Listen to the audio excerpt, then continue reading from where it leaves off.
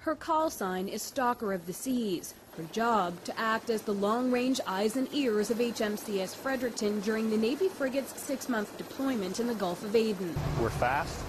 We can go a long ways, a lot further than the ship can in the time allotted. And we do surveillance, we can do recce, we can do search and rescue.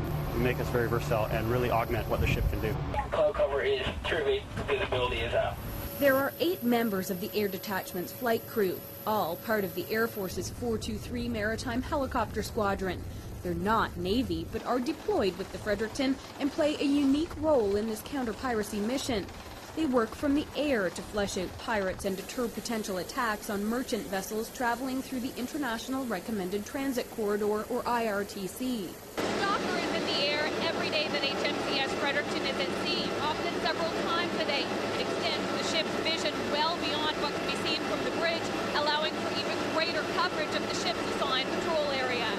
Well, the benefit we have is we can get on top of a contact, and also it's easy for us to launch here and be on top of contact 50 miles away in a lot less time than the ship could get there. Starting off with our latest surface analysis from Zero Zulu this morning. Very much like yesterday, high pressure well to our north. Every morning, a situational briefing. Then Captain Jasmine Lawrence maps out when to fly and what to look for. I specifically sit at a station in the Sea King that allows me to have a good overview of the radios, the tactical situation. I have a plot in front of me that I can plot the situation and contacts that we see on the radar. I also do the planning for the DET, so flight timings, determining what the situation is, what kind of flying we need, what kind of schedule we need. The crew flies at first light every morning and again before sunset, the most common times of day for pirate attacks because of the extra protection offered by darkness. And they said there are 2 ships in the area. One is at 19 miles and one is at 22 miles. On this flight, an alert comes in from another NATO aircraft of a suspicious fishing vessel that could be carrying pirates waiting to attack. Stalker is there within minutes, but photographs help determine there's no evidence of piracy on board. If there was, the chopper could corner the dhow and wait for the ship's boarding party to arrive. Stalker is also equipped with a C6 general-purpose machine gun. It's basically good for deterring pirates. We can do warning shots. If somebody's actually being attacked, then we can go full force out there. So far, that level of firepower hasn't been needed on this deployment.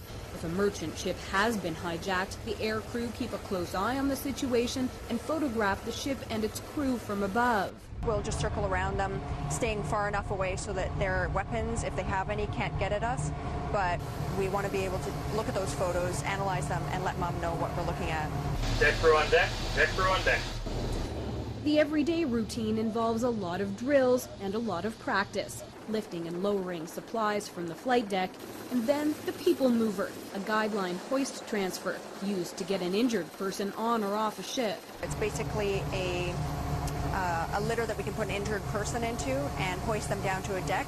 Now, the way we were practicing that was that it was pretending there's a big obstacle on the deck. So this could be a tanker or a fishing vessel, and they've got some masts up on the deck, so we can't actually just come over the deck, land on, and pull them into the helicopter. We have to hoist them somehow.